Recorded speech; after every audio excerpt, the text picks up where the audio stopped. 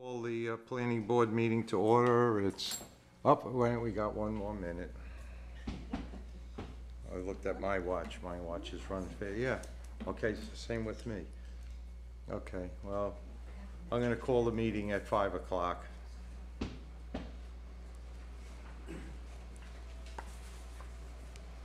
Okay, first, do we have an adoption of the agenda? I move that we approve the agenda. Do I have a second? I'll second. All in favor? Aye. Approval of the minutes for July 13th, the regular meeting minutes. Have a- I move that we approve the minutes. Second. All in favor? Aye. Aye. Okay, public comment. Any public comment? Rick Grant. Okay, So I apologize because I'm gonna have to leave after I do the public comment since I'm hosting my family. I wanted to give you guys just a little bit of feedback on some things from the alderman and just some context. Start with one thing. Alice and I met with county manager, assistant county manager, head of ONWASA, and, well, one of the county commissioners who's the chairman of ONWASA. And it was about infrastructure issues and about planning and stuff like that. And so we're going to be working together with the county and everybody else about planning. That's why it's very important for you all to be involved in this, because a lot of it's going to come out, you know, from you all in terms of how we move forward. I think the consensus is, and I think anybody that's been on the island recently understands the water issue that's going on. And so I want to give you some context from our Board of Aldermen meeting. One of the things that I think came out of that meeting, came out of our Board of Aldermen meeting, is that we need to start really doing some heavy planning and taking a look at what we want the town to be in terms of the building and stuff. And, you know, I've said this in the Alderman meetings ad nauseum, which is nobody's building a 1,500-foot square beach house anymore on the island. We're building big stuff. We're building, you know, homes that are the top level. We've got hot tubs on them, those type of things. And to give you some context, and I don't know, Deb, I've got some pictures that I wanted to hand. Can I approach? Mhm. Yeah, let's see. And Wade and we'll go through them together. Okay. They're not, it's not a big deal, but I wanted to just give you all some context on some things. So, Deb knows what these are. So if you look at the first one, you can see, and that's one that we looked into, and Deb and her people got on top of it. But if you remember, we talked about the 5-foot setback. You can see this pool is not 5 foot away, but it met the criteria for a lot of reasons, and I'm not getting into it. The point of this one is, I think what we're seeing is people pushing the envelope as far as they can in terms of a berm, I'm sorry, a dune is a dune is a dune, Hannah, which I thought was the one, I've repeated that and given you credit for it a number of times. But just looking at that, you say, I don't think that's what you guys intended, I don't think that's what we intended. The second one, if you take a look at it, and I hope I put them in order, is this one. Yep, That's been the normal, that's in one of the unbuildable lots heading north on this. And you look at it and you're going, okay, you know, in a hurricane, you know, we lost a bunch of those, right? Now, let's look at the next one. This is one that just, and I'm not saying they haven't complied with anything we've done. It's giving you context. Okay, if you hold these two side by side, this has been built. This has a parking area in front of it. This is one of those non-conforming lots, and if you drive up there, you will see this. I'm speaking for myself as a citizen. I don't like this. I pictured 10 of these in a row on what we're considering non-conforming lots, and I think that's going to be an issue for us in a town, in a hurricane, and everything else. I talked to the beach engineer, and I think you guys know that Chris Gibson is going to be presenting a report to the BISAC committee next week. I had just a brief conversation with him, mainly because he's in some mountain cabin that they just bought out in the middle of nowhere. But one of the things I thought was interesting that he said, and I happen to like, is he doesn't know of another town that lets anybody build anything within that 60 feet setback. We do. And I think that's one of the things that the direction that I would give you from the Board of Aldermen is, what are we going to allow? Because what we're seeing now is a lot of things being built, pushing the envelope. They're not doing anything that's illegal. They're not doing anything that they're not allowed to do. We can only enforce what we have. But I think one of the things as a board, that the Board of Aldermen feel very strongly about is, we have to be very careful about what we let people build within that 60 feet. And in my opinion, and again, undergrad civil, digging a big hole and putting a pool in it, to me, upsets more of that ecosystem than putting pilings in. And so I don't know this for sure. I haven't seen it, nor has he given it to us. I will be amazed if he's talked about things, for example, like if a hurricane comes in, and we talked about this before, Hannah, the dunes don't go move out, they come in. And if you're going to have to do work, if we're going to try to rebuild dunes over time, you've got to have some kind of footing behind that dune to be able to do it. Nobody here wants to see what happened up in the beach club happen again, where we don't have the dunes in place. The town's getting ready to put $40 million in sand in the beach, and honestly, and I think we've got one of the BISAC members here as well, but I think one of the things we're planning on doing or looking at doing as a town is understanding, in addition to what we've got planned now, that we are going to have to constantly put money in to be able to protect the beach. And my opinion is, I think it's a really bad idea if we're not doing the stuff on the landward side that we're going to be doing on the ocean side. If we don't protect those things, and I forget who said this, it might have been somebody here or somebody on the board, they said, those dunes are our levees. All right, if we don't protect the town and don't protect the things behind that levee, we're not going to have a town.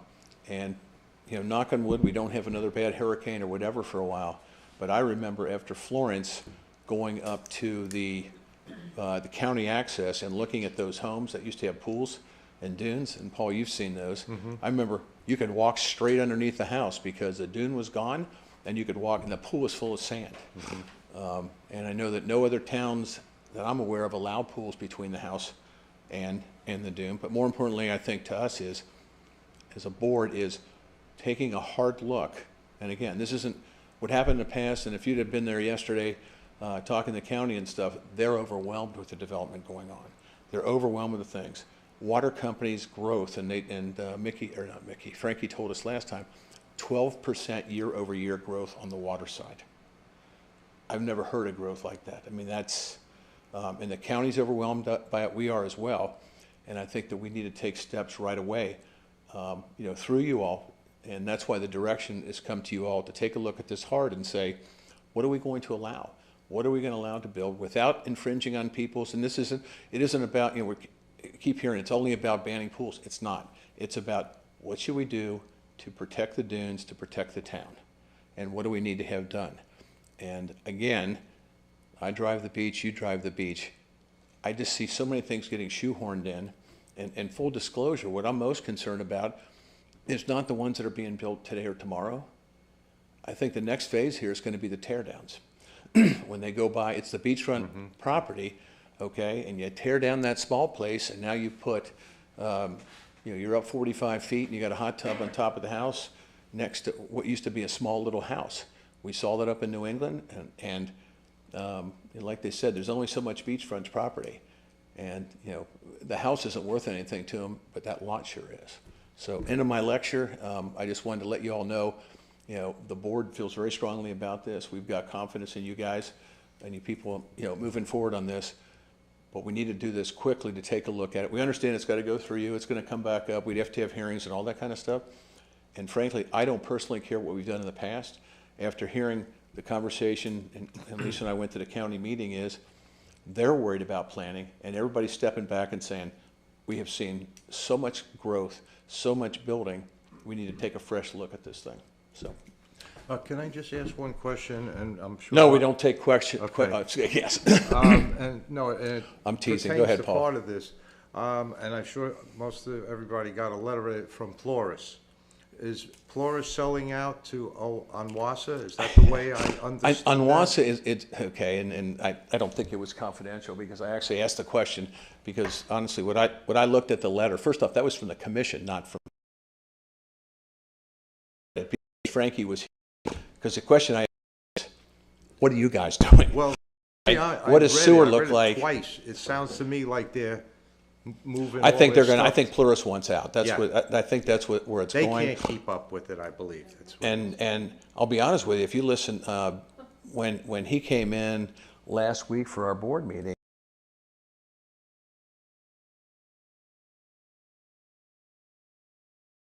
now, but they didn't see 12% growth coming either. Yeah. Okay, and the other issue you got, and Paul, you know this better than anybody sitting here, is we don't have water pressure. You're not getting water up to the third floor of these houses Exactly. either. We've started having to put pumps in. And honestly, the that's one of house. the things that was asked of them is, are you gonna require that, or do we go to 1-inch meters? Well, I've been going 1-inch I mean, if I was building today, I'd ask you for a bigger meter because, you know, you hear people talking when we've had the low water pressure stuff like we had over the 4th of July. I've been using 1-inch meters for the last 6 years, and it don't make any difference if the water's If not there's no there. pressure. Yeah. Well, and that's the other thing. Look, and again, this is public information. When he was in here, we asked him to come in. But some of the stuff they're looking at, you know, they're putting a pumping station here, right? Well, that is not I mean, there's no short-term answer to what they're able to do. I mean, they're looking at more supplies. They're talking about, you know, I mean, they were even asked about putting a water tower in, which, oh my say, God, I that's- can't imagine the opposition to that in this town. But we've got to have better pressure. They're changing the meter out between us and Surf City because there's a smaller meter in there than the line. So they're doing, Onwas is doing everything they possibly can. And you know, kind of speaking frankly, I thought the interesting thing of that letter is figure out what your bill's going to be. Yeah, I know. Okay, That's it. because it's, you know, I don't know about you guys, that 5808, Yeah. I just mail it in that's not going to be your bill going No, forward. every time Yeah, I maybe pay less, that, I maybe say, more, but it how ain't going to long be is the that same gonna because they last? bill off of water usage. Yeah. Which is the standard thing for sewer companies is water usage. So, but no, and Paul, you brought up the whole issue about and there was only one commissioner, but Lisa and I were at a meeting some time ago. Only one commissioner brought up whether the county should just stop development, which you can't do. Yeah. I mean, we can't do that. We can't take people's property away from them. Okay. But on the other hand, I think that anybody, and you all have been here longer than we have, is there's so much stuff going in new right now that it's time to take a fresh look at what we're doing and decide how we can best protect that, you know, giving people the rights to their property and stuff. But honestly, I mean, I look at that picture that I showed you, and I would never have thought that a non-conforming lot would put in something like that. And, you know, if I'm first row technically, and I buy that for nothing on the other side, Yeah. I mean, look, that could be great. I don't have no question that's built well. You know, my nightmare is you see those things going away in a hurricane. That, you know, that berm, I'm sorry, the dune as a dune goes away. Where's that thing going to be? I mean, that's high. And House that paid for it. I know. Hey, listen, I got the people next door to us have got solar panels up, and we haven't had a hurricane on that one yet. Yeah. And I'm worrying about, you know, the flying discs going on that. So, any other questions? And again, all I'm saying is the board. You've got 100% of the board about taking the steps to step back. We gave you a deadline of October. You'll see we'll be getting something from Chris next week. Hopefully that'll come out, and I would suggest that we share that with you because of that part of the discussion. But I can tell you, when I talked to him the other day, just to make sure that he was getting this to the BISAC committee on time, he said this is almost a first impression with him that a town's letting people build within that 60 feet. And remember, it's not 60 feet. It's the erosion rate times 30 in terms of that setback. And what he pointed out to me is, you know, if you really have a 2-foot erosion rate and you build that pool, right, in 5 years, you've lost, you know, a big portion of whatever's there. And we've got to be able to sustain those dunes on the land side. So anyway, end of lecture. Obviously, everybody's got my email, my phone number, so if you need me, and thank you for your time. Is anybody else of public want to speak? Okay, move on to the old business. Proposed text amendment to wetland regulations and enforcement. I would like to introduce a few people. Terry Ward is here joining us. We don't normally have so many people in our audience, but we have a new citizen joining us. And we also have via Teams Mickey Sugg with Army Corps of Engineer and Rob Mayer with Division of Coastal Management.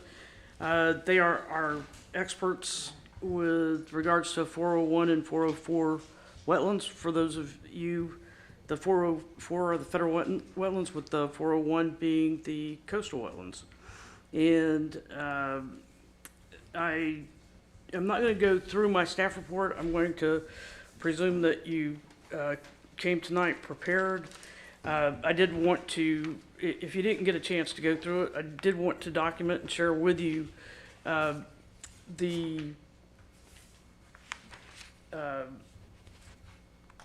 what we do as a routine.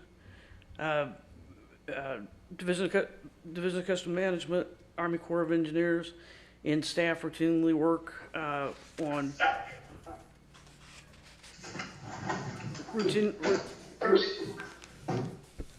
routinely work on processing permits, as well as addressing any violations. So,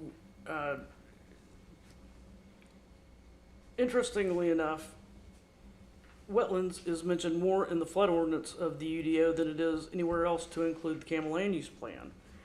So it's also mentioned in the zoning ordinance and the subdivision ordinance, but the importance of flood damage is that wetlands serve a purpose in reducing flood risk and knocking down storm surge.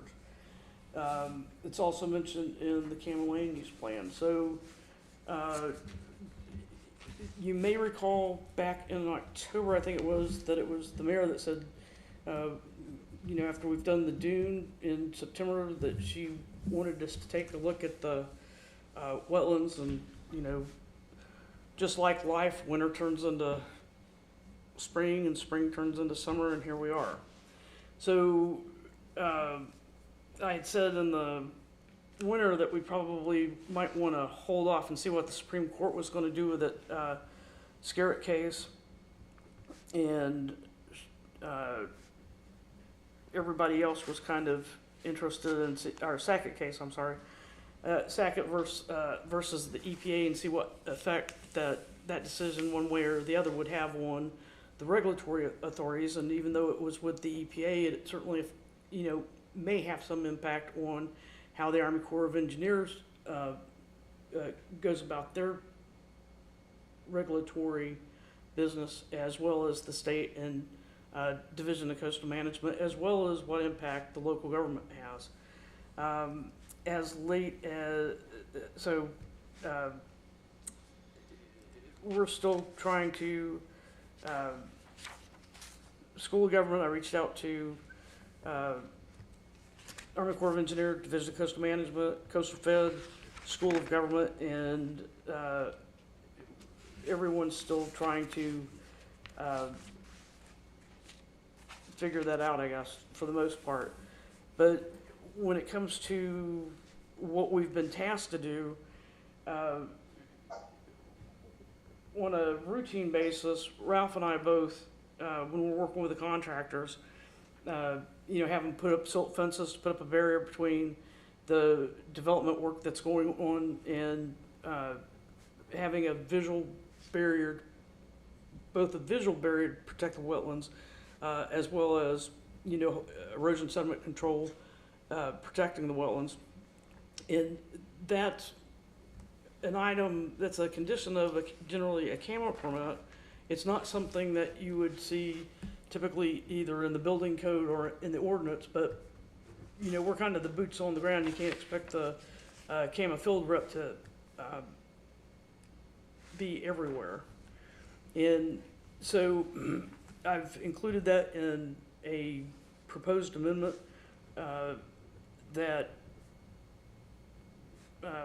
gives us, I guess, the authority and places the responsibility for erosion sediment control measures to be the responsibility of the property owner, as well as a citation in the event that that's ignored. I don't think we've had that happen. Generally speaking, the contractors, you know, get it up. You know, generally, if there's a storm or, you know, high winds, we'll have to go back and remind them to get the silt fence, you know, put back up and maintained. For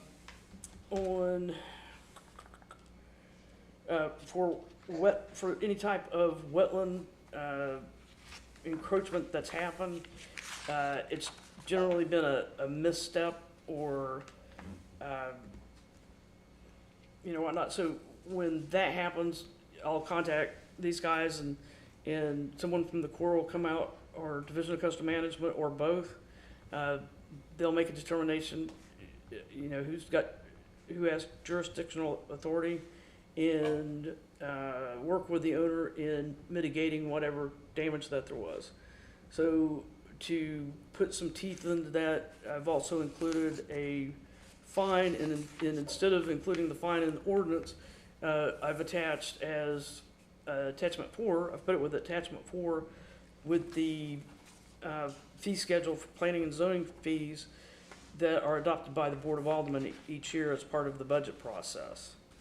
So my recommendation to the planning board would be that the planning board recommends the Board of Aldermen conducts a public hearing on September the 6th and adopts attachments 3 and 4. So but before you get to that point, I want to give you an opportunity that if you have any questions with regards to the coastal wetlands, which I included 15A NCAC 07H 0205, that Ramirez is certainly one of the most knowledgeable people I know. And when it comes to the federal wetlands, we've got Mickey Sugg. And before I do that, I just want to say that I had also included the definition of wetlands that mirrors what what came out of the Supreme Court and the feds adopted, and in turn the state adopted through the Farm Bill. And so that was in the Farm Bill, it was vetoed by the governor, and then it was overridden by the House. So now by state law, in Session Law 2023-63, Senate Bill 582, we have that Section 15, we have the definition of the wetlands. And to be consistent with the state, I'd like to include that in our UDO Chapter 11 under definitions. So now, if anybody has any questions, I would certainly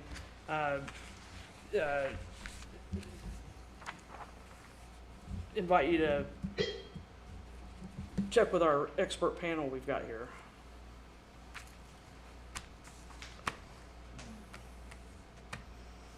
Yeah, did that say $1 million? Is that $1 million? It's supposed to be for the first offense for encroaching into the wetlands should be $1,000.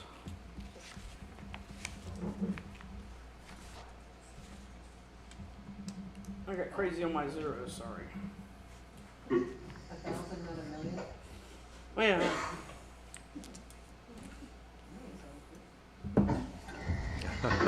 Thank you, Kate. You see where it is? Yeah, it's up here. Yeah, okay, yeah, It's the one above it, too. yeah.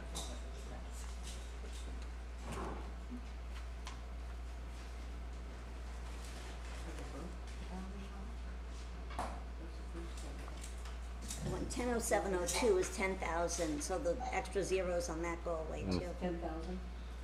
The first one's 10,000, the second one's 1,000? For the rebuilding of damaged dunes was 10,000, and then the proposal for the wetlands is 1,000. Sorry, Kate.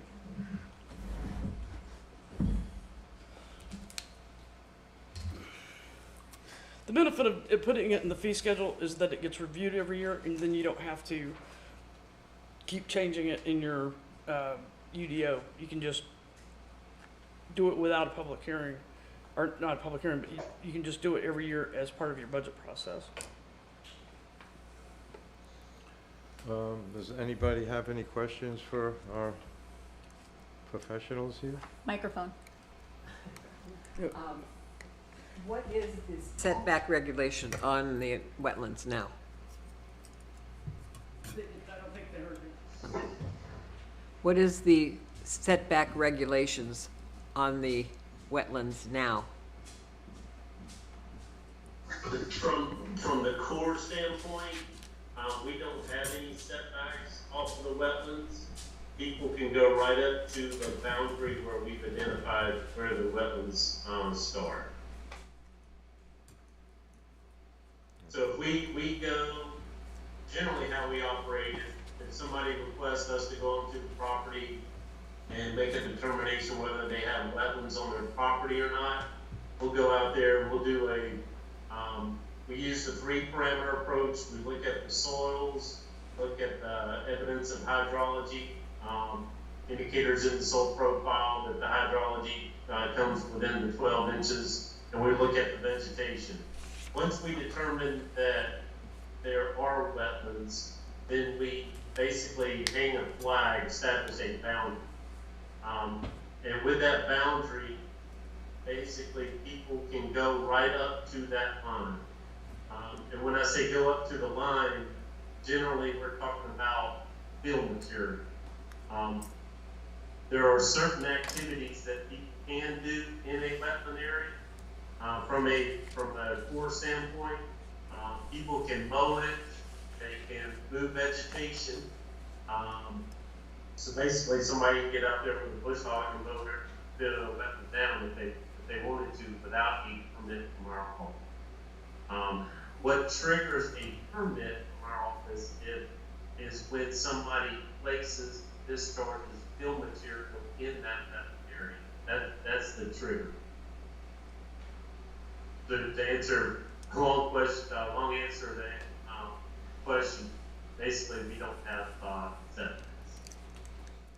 Okay. Then what about on the CAMA end? Isn't there, where does that 30 or 35-foot rule start as far as on the CAMA standpoint? So the setback from, we don't have setbacks coming off of wetlands, but we do have setbacks that come off of surface waters. Gotcha.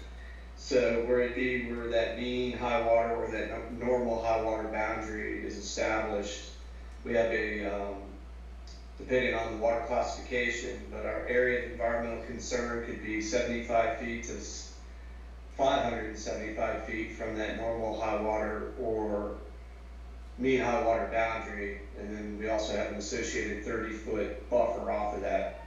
So the buffer would be, we wouldn't allow for any impervious areas within that buffer area.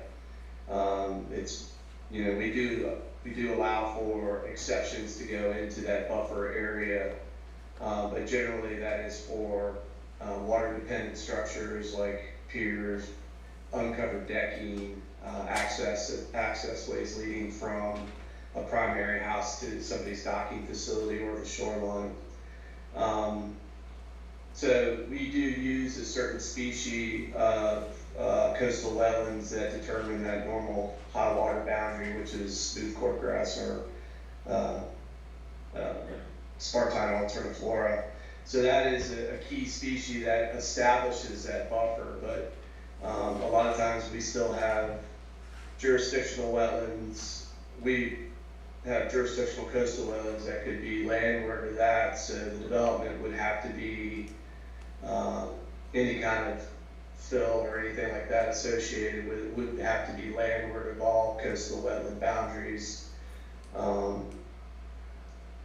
which would, you know, that's under our regulations. You have to have we only allow for certain types of development within those coastal wetlands. Again, would be stuff like water-dependent structures like access piers and such like that. So depending on where that wetland boundary is, it could be pretty restrictive. And then a lot of times from our wetland boundary, you start getting into what Mickey was talking about is Section 404 that's regulated by the Corps. So you could have a substantial amount of jurisdictional wetlands that are coming into play along properties that would have to be avoided. Thank you. Yes, sir. Anybody else have any questions?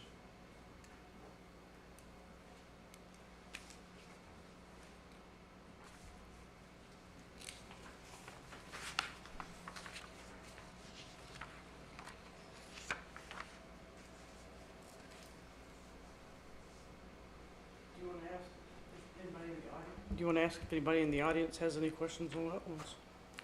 Anybody in the audience have any questions to ask our professionals?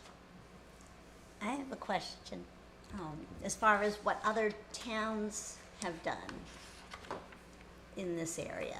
Do we know how other towns have acted to do any protection? Well, as I had mentioned before, when I spoke with when I'd spoken with Rob, City of Wilmington and Division of Coastal Management had,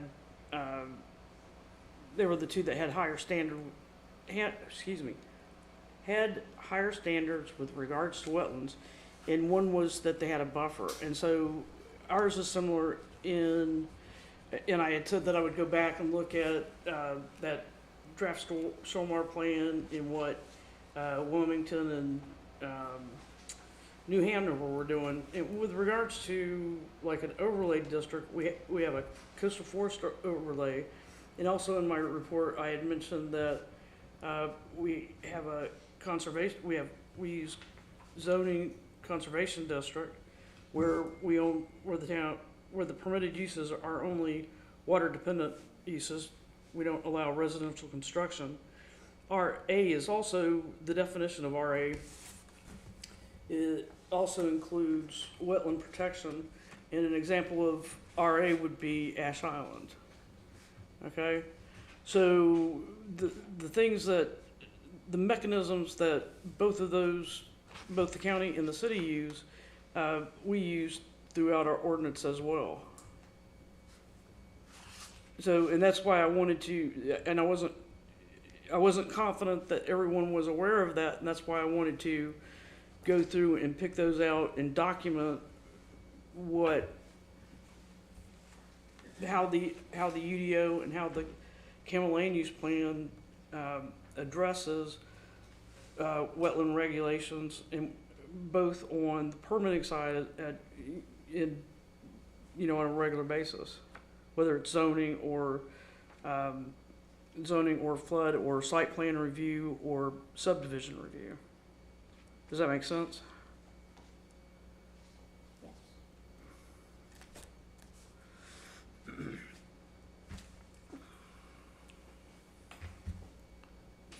Well,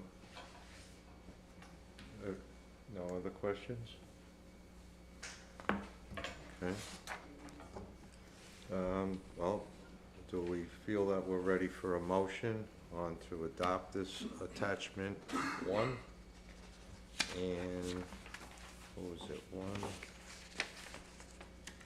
I think it was 1 and 3.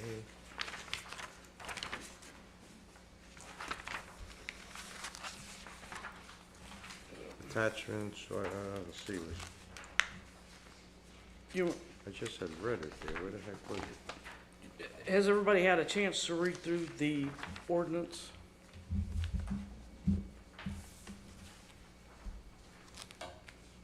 Okay, yeah, it was attachments 3 and 4. Right, so Yeah. This,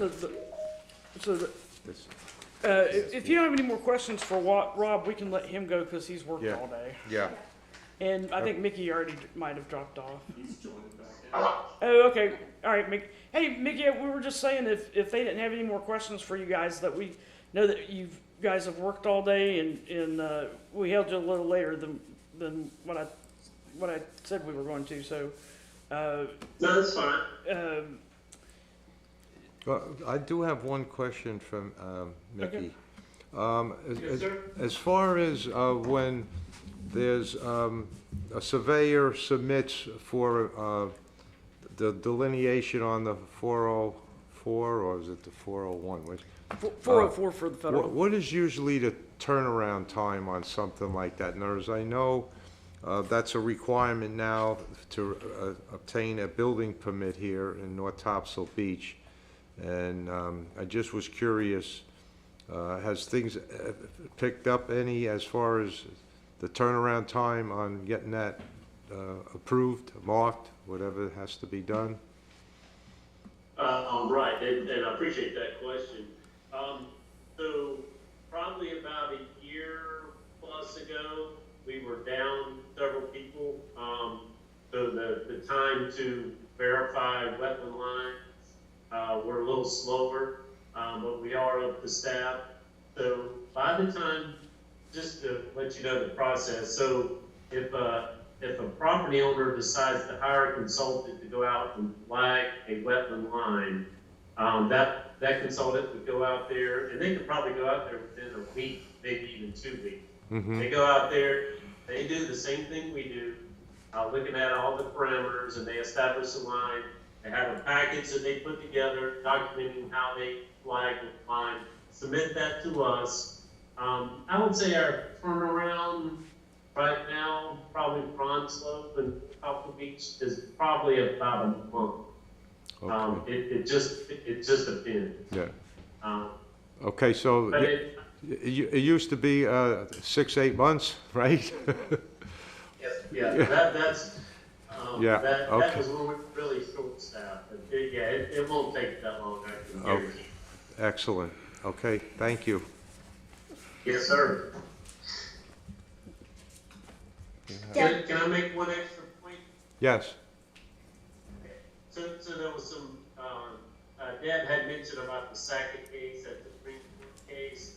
I just wanted to add, I would probably say that regardless of what comes out, from the EPA and our headquarters on how we implement that decision, my guess is most of the wetlands on North Colorado Beach will still remain jurisdiction, just because they are adjacent to tidal waters in Section 10.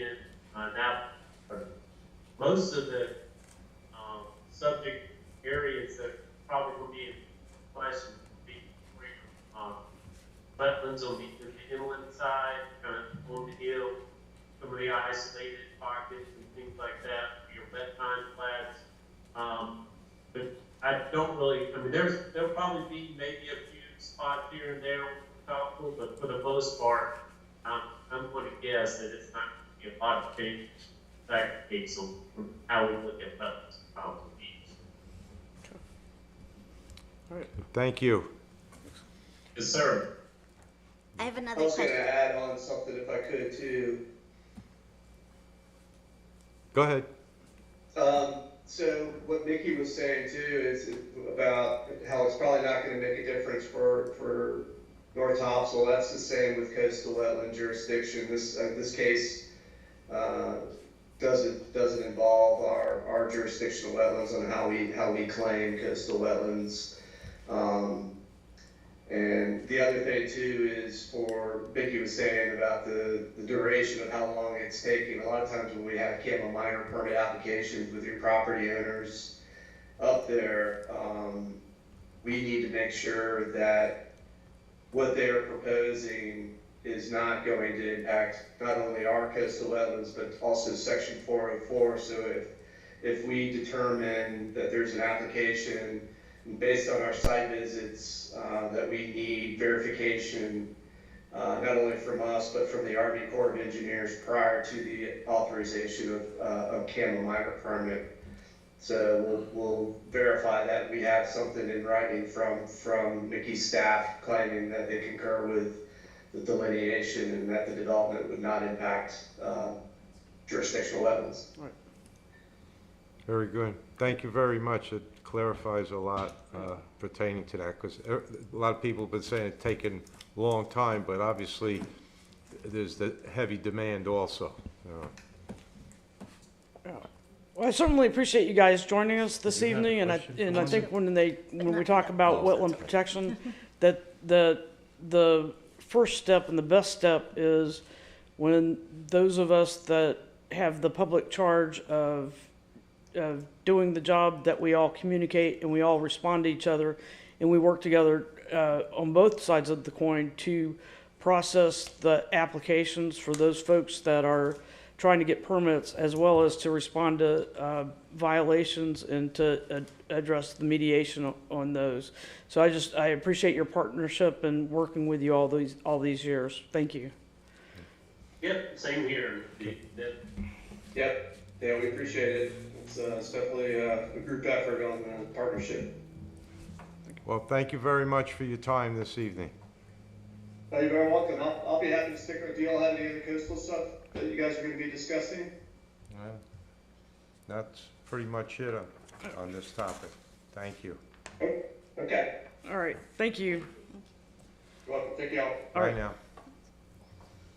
Deb, could I just ask, and this may be just me, and it might be a CAMA minor permit type of answer, but in the proposed ordinance in the 100706B, it says beyond that has which been authorized in the permit. Are there a lot of situations where we're saying we're allowing the wetland hydrology to be altered? I guess I'm confused on what that really is getting at. Where are you? Sorry, in your, What in page is the that on? ordinance, so Page in 11? attachment 3, in 100706, wetland protection, Okay. B, B. it says it's the responsibility of the property owner to guarantee the protection of the wetlands, not allowing the natural wetland hydrology of the lot to be altered beyond that which has been authorized in the permit. Right. So are we, this is just for my own, I think, clarification, do we routinely say you can do something? If Is it me? if there is a if they have an Army Corps of Engineer, typically that would be an Army Corps of Engineer federal permit that would allow them, say, to bring in fill or make some modification if there was one. Typically, it is not the coastal wetlands.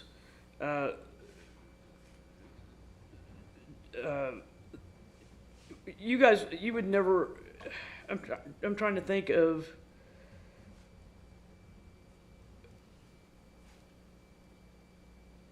You can't disturb the coastal wetlands at all, right? Right, Rob?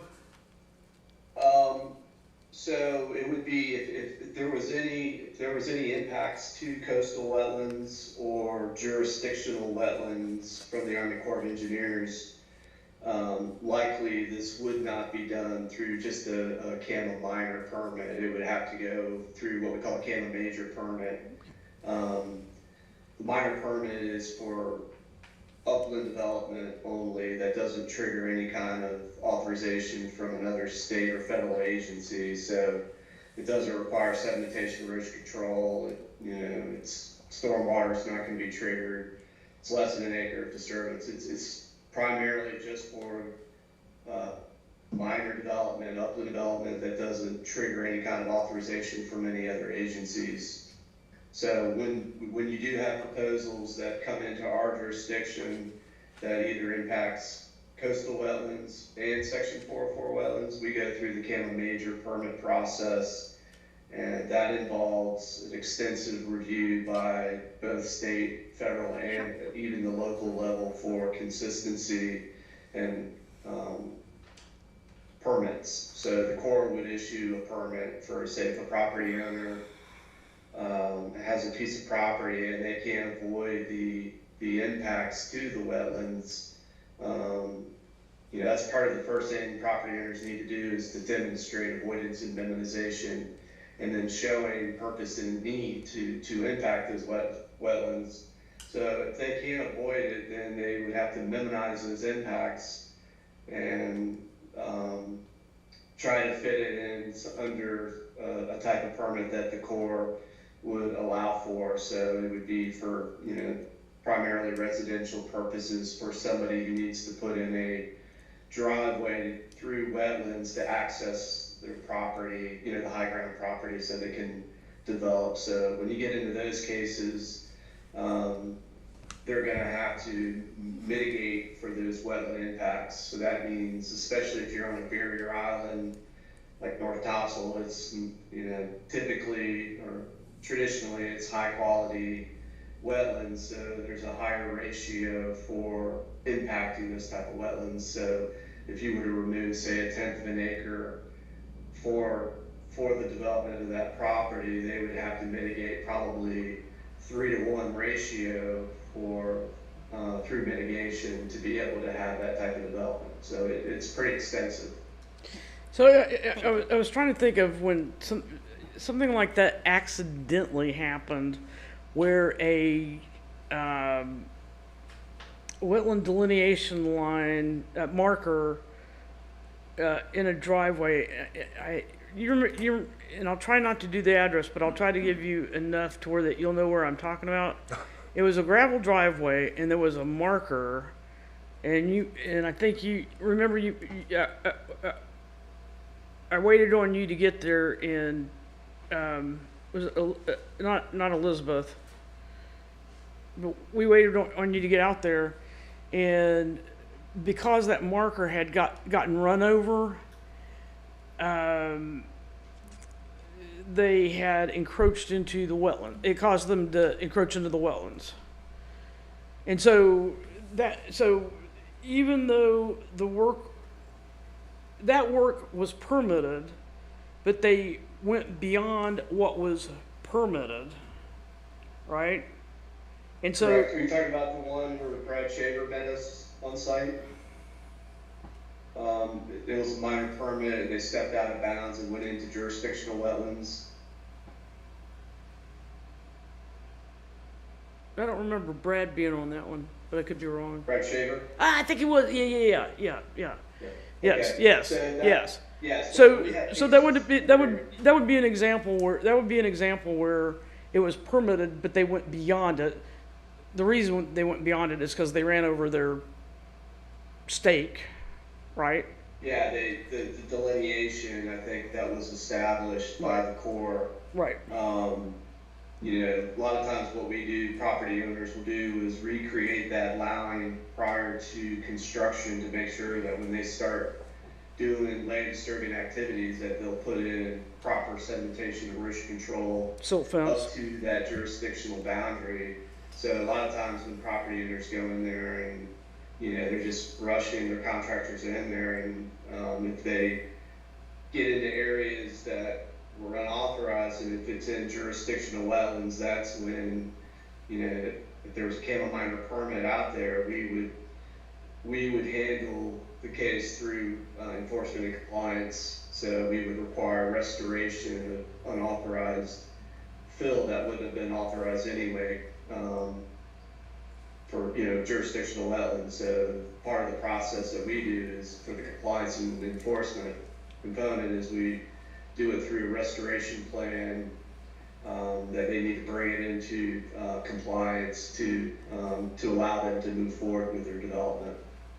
So sometimes it requires a site visit not only by the local permit officer who issued the Campbell minor permit, but then they'll pull in somebody with the Corps of Engineers to verify the restoration that needs to be done. So that happens routinely, but that's you know, that's part of the regulation, you know, through enforcement and compliance of those permits. It's not unusual for all three of us to be out on site and checking what each of us have a responsibility for, and comparing notes in addressing an issue. So, but that particular statement is that, you know, what they have been permitted for, and when they go outside of that permit, then the owner bears that responsibility. Then it's a violation. Okay, I think I'm it was simply- in the way I was reading it, maybe. I'm simply defining what a violation is. You've gone beyond your permit, and you've changed the hydrology, right? Okay. Thank you. Exactly. I'm like, well, what are we doing? Okay. Anybody else have any questions?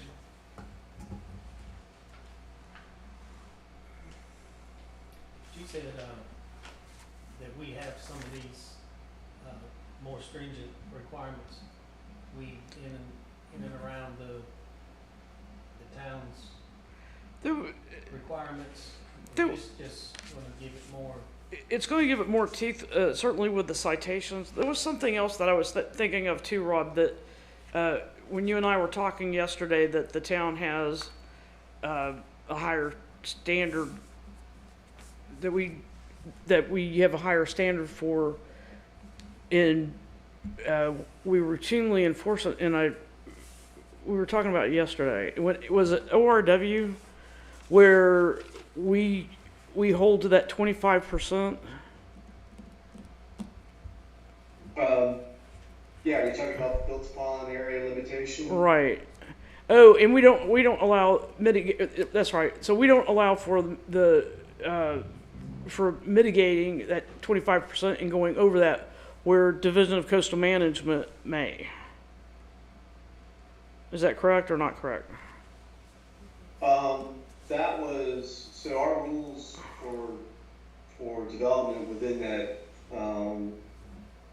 that area of environmental concern within that 575 feet from high water adjacent to, these water bodies that North Topsail has. There's some outstanding resource waters there. Our regulations for upland development is restricted, more restrictive, because we want to make sure that we're trying to limit the amount of built upon area within that area of environmental concern that, for impervious surfaces associated with the development of these properties. So we've limited to 25%. So that's to address any kind of runoff going into surface water. So we want to make sure that we're protecting that resource. We do have some language in our rules for areas outside of outstanding resource waters within the coastal shoreline area of environmental concern, where there's only a 75-foot area of environmental concern. We allow for 30% of built upon area, and do allow for innovative stormwater systems to be involved in those areas. So if property owners wanted to go over that 30%, say if they wanted to go 32% of built upon area within that area, within their property, they can utilize innovative stormwater systems to treat that stormwater coming off those properties to a level where the system would treat it and function or allowing for that extra built upon area. And it gets tricky with the math because we have 30% outside of the ORW. So whether you would be concerned with that 30%, and you could mitigate that 30% within that 75% buffer, but whenever I'm looking at it on whether or not they meet the requirement, I'm looking at did they meet the 30% bottom line, full stop, on that entire lot. And so even if they did mitigation for you, I wouldn't accept any mitigation to go beyond 30% for that total square footage of that lot, period. Does that make sense? If the local level is more restrictive than our regulations. Yeah. That's why we make sure when we work with local governments for our minor permit program, that we want to make sure that we're not issuing anything that's inconsistent with anything from the local level. So that's why our staff or anybody who's doing minor permits understand that you got camera regulations that are coming into play, but you also think and understand any local ordinances that may come into play. And it gets sometimes each local government's different. So that's why if you work in multiple territories, it's good to have these conversations with folks on the local level, just to make sure that you're consistent with the land use plan, and then also any ordinances that may be more restrictive than ours.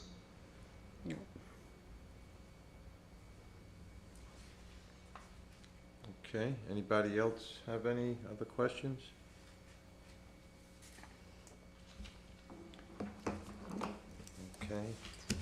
Okay, do we want to have any other discussion amongst ourselves here, or is somebody ready to make a motion to adopt the attachments 3 and 4?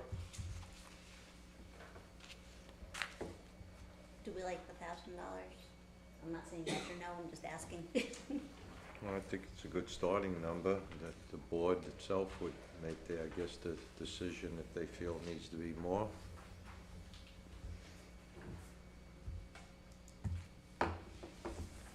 Because right now it's 0. Is that? typically what has happened is, that we work with the contractors to do the remediation by planting by planting vegetation and putting the property back. Have you guys ever issued a fine for, or a citation for going into the wetlands? Rob? Have we, Yeah. I'm sorry, have we ever, Have you guys ever, sorry. have you guys ever issued do you recall issuing a citation for going into the wetlands? yes, so we look at, so when we do, when we have an enforcement case, so if the property owner impacts, you know, if it's, not only wetlands, but it could be the AEC its own, we look at the amount of impact, so we take the total square feet of jurisdictional wetlands that were impacted, so it could be coastal wetlands, and then a combination of section 404, that's how we determine, yeah, so, it's okay. Don't be stressed. Okay, thank you. That's how we determine how we do the assessment, so when we have a restoration of a site, we do the math on what was impacted jurisdictional wetlands, and then part of the restoration plan would be restoring those wetlands and breaking down the total square feet of coastal wetlands or jurisdictional section 404 wetlands, in coordination with the Corps if that's coming into play. And then once the restoration is done, if we have restoration and it's completed, we will assess the property owner. It's based on the total impacts of that type of resource. It's square feet, and if you get into areas where if you're adjacent to outstanding resource waters or impact wetlands that are adjacent to those outstanding resource waters, that number goes up. And then we also get involved with investigation costs associated with that violation. Okay. So sometimes you can have, you know, it could just be a few $100s, and it could be tens of thousands of dollars. Okay. It's all based on the resource. So would our fine be in addition to any others? Our citation would certainly be in addition to, separate and apart from any citation that the Division of Coastal Management and the Army Corps of Engineers would issue as well. So it could get pretty hefty. Thank you. Just for clarification on the assessments, that's coastal management assessments. I can't answer for the Army Corps of Engineers on any citations that they get involved in. I mean, I've been involved with a lot of cases that involve the Corps of Engineers wetlands. I know their primary thing is restoration of that resource, but I'm just talking about what these coastal management would assess the property owner based on, because it's a major, you know, it'd be a major violation because of the impacts of wetlands. So just our assessments per our current rules. Okay. Okay, going back again, does anybody want to make a motion? I move that we adopt attachment 3 and 4 in the ordinance.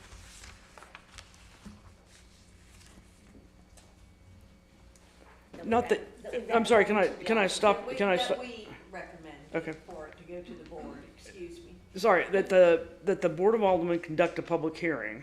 Right. Okay. But as the planning board. Yep. Do I have a second? So, Can I get a vote?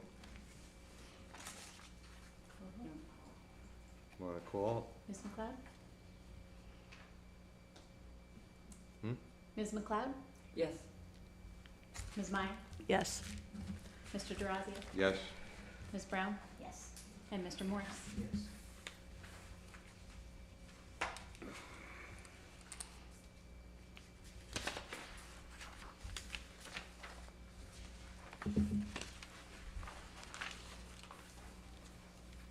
Okay. Let's see, moving on. New business. New business. Okay. So these standards for the ocean, and I titled this because it fit right in. Use standards for ocean hazard area exceptions, which matches with the 15A NCAC North Carolina Admin Code 07H0309 use standards for ocean hazard area exceptions. On Wednesday's Board of Aldermen meeting, the board reached a consensus directing the town manager to work through the planning board and director to address the following issues and come back to the Board of Aldermen with recommendations for its October meeting. The first question, should pools or any construction be allowed to be built in the 60-foot setback? 2, what steps can be taken to eliminate construction within the 60-foot setback?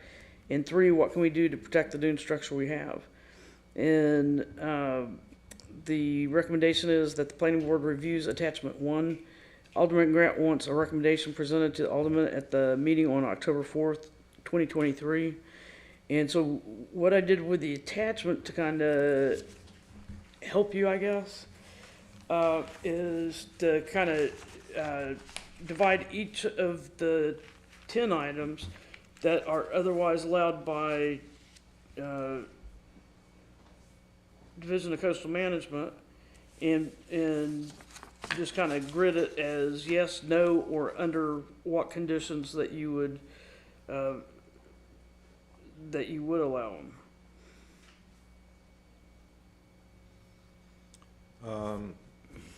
Okay, as being the chair this evening, after I looked at this whole thing, and we only got this several days ago, and my feeling is that I want the board here to be able to have time to review this, to make your decisions, talk to people that you want to talk to, but I feel that we need to get this on our agenda for the September meeting so that we could have a decision and have it proposed to the board so they'll have it for their October 4th.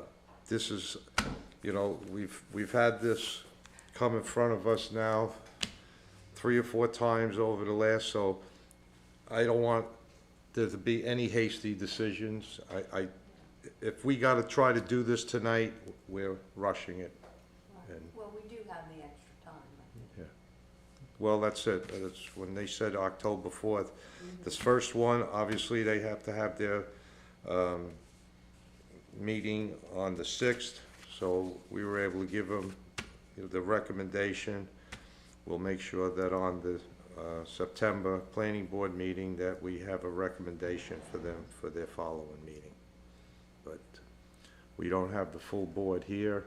I'm the chair tonight, which wasn't, and you were gone, so there's a lot to absorb on here and a lot to make a decision on.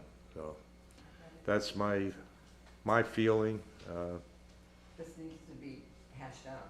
Yeah, It's not gonna be something that we can just check the boxes. no, that's what I mean. We've, And we're not gonna be able to do this tonight. no. Yeah, Well, I tried to simplify it and fit in a little check box. yeah, I know. Well, how That many, was very helpful. Yeah, yeah, I The like last your 10 years check of and your contract. X that you got on it. But, do I, you know, does the board feel the same as I feel? I mean, I'm just throwing that out there, but that's how I feel. that the Board of Aldermen will take our recommendation this time. Well, like I said, I think this gives us enough time to really study this, look around what's going on the ocean front. I mean, you know, I know myself, I haven't been north of pretty much Osprey. So I need to drive down there myself, see what's going on, you know. But I think that's what we need to do to, Do to we re- think the September meeting by itself is gonna be enough to cover that we don't need? well, I think it's given us enough time to actually come up with our own consensus so that when we have So that, that we can discuss it right, knowledgeably. not just, you know, I mean, I'm sure all of us haven't even read every little detail on this yet, so. I'll also offer to you, if you have any questions, if you're out and about or you're doing your research, if you have any questions, that I can assist you with, just shoot me an email and I'll respond back to you. Mm-hmm. And,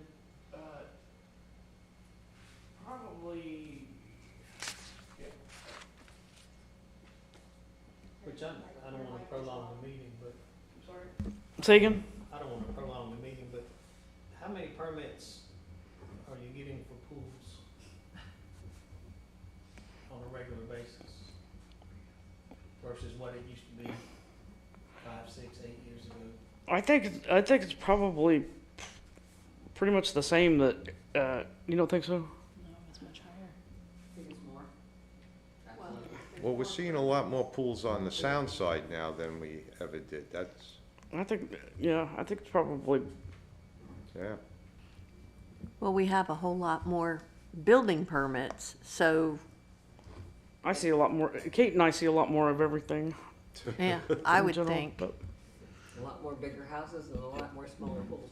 A lot of demanding renters. Well, what happens with that is the property value goes up. If somebody's gonna pay $600,000-700,000 for a lot, they're not Right. gonna put a $400,000 or $500,000 house on it. Right. You know, it's just, 4 million. and like Rick was saying earlier too, once there's no more property, then we're gonna be seeing the tear downs. You know, and that's a whole cycle. I mean, Wrightsville Beach, Figure Eight, you know, I've been talking to people, they're ripping down $4 or $5 million houses. They did in Surf City. Yeah, yeah. 3 years ago, they did in Surf City, they started more than 3 years ago. Well, no, I'm Taking down talking the- that you're literally ripping down a $3-4 million house Oh, and to build a $10 million house. Yeah, you know, that's Well- what's happened in Wrightsville Beach and Figure Eight. Yeah, North Topsail Beach still does not allow party decks. And so for the example of, that was shown with that deck is on a lot that is connected to that house. So that's not a non-conforming lot. That's all one lot. Okay, I would not have signed off on that deck if it were like that. I don't sign off on party decks. yeah, just the view that they wouldn't own the house across the street, they just own it. Yeah, I know in Surf City that those are separate lots, people actually selling them with one of these structures Well, on it. they did, and they did, and I was at home in watching the news when that came on that they were having a public hearing about it, and I jumped in my truck and ran down there, and the difference in our ordinances where, and I'll be glad to shoot that to you. I'm not prepared tonight to get into the details, and I want to be able to give you the answers factually rather than to speak off of my speak off the top of my head. But I'll be more than glad to send that to you. But our ordinance would not allow for party decks, and I sent that to the town manager and the planning board and the board of aldermen at the time. And you know, should the town decide that they wanted to do party decks and turn lots that were worth, you know, that had $100 of tax value into lots that were selling for $150,000 because they could be, you know, have cars and grills and decks and stuff, then, you know, that would be the town's prerogative to do so. But the town chose not to. And they chose not to change the ordinance. And I had notified Jason, I think Jason Dell was our CAM LPO at the time, and I shot him an email that night, and I said, you know, that would be inconsistent with the town's ordinance. I cannot sign off on a party deck. You know, because it's an accessory structure, and it's you have to have a principal structure to have an accessory structure. That's the basis of it. You know, so if I can't write a permit for an accessory when you don't have a principal. So if you want a party deck, then you need to make a party deck a principal structure. right? You need to amend the ordinance that allows me to do that. And that's why I say, the reason why I signed off on that deck is because that lot is, even though it looks like a separate lot, looks can be deceiving, right? That lot is the same as the lot that house is sitting on. Okay, North Carolina is a little different than Virginia. In Virginia, typically there's a right-of-way agent. So when Virginia Department of Transportation builds roads, their right-of-way agent is actively collecting right-of-way. But in North Carolina, it doesn't seem to work that way, to where that you can have North Carolina state roads over top of somebody's land. So they still own the land,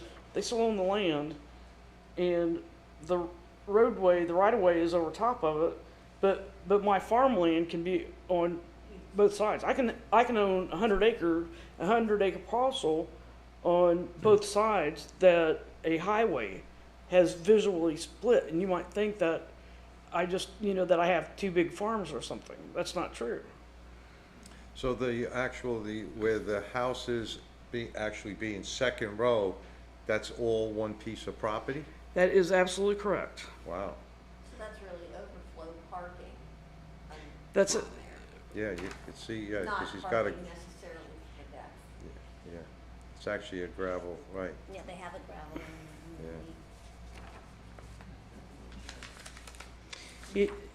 Yeah. But I assure you, I would not have signed off on that deck for that deck alone. Well, does anybody have any questions they want to just ask about this that they're not sure of before our next meeting?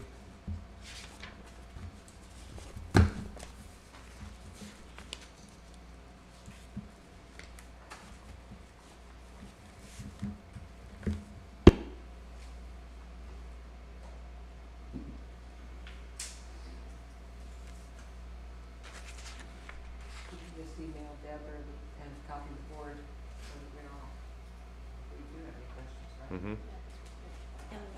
As we read through it. yeah. And talk to people. Wasn't there a time when somebody did put in or asked for permission to put in their deck across the street from their lot, or part of their lot ahead of building the primary structure, and that was a discussion at one time? I seem to remember that somebody wanted to put an accessory structure before they put the main structure in. And I can't remember what happened. I know there was an issue on Ash Island like that, where somebody wanted to build a garage with an apartment above it so they could live in there while they While were they built building the their house. Yeah. Yeah, I don't make the rules. It's important. I do try my best. We appreciate that. so. Some Okay. do. Is there Some don't. anything else? We're gonna review this and Yes. come back with our opinions on, That needs to plus be the first thing on the agenda for our September meeting, is to make a motion on Yeah. the ocean side Okay. as, area exceptions. Okay, that'll come under old business, and I anticipate that you're gonna have a rezoning case under new business. So, drink plenty of coffee. Okay. Do we have a motion for adjournment? I'll make a motion to adjourn. All Thank in you, favor? Rob. Thank you Thanks, very Rob. much. Thank you. Oh, you're very welcome, and let me know if you need me to participate, if you need me there at that meeting, I'd be happy to Okay. support you all. Great, thank you.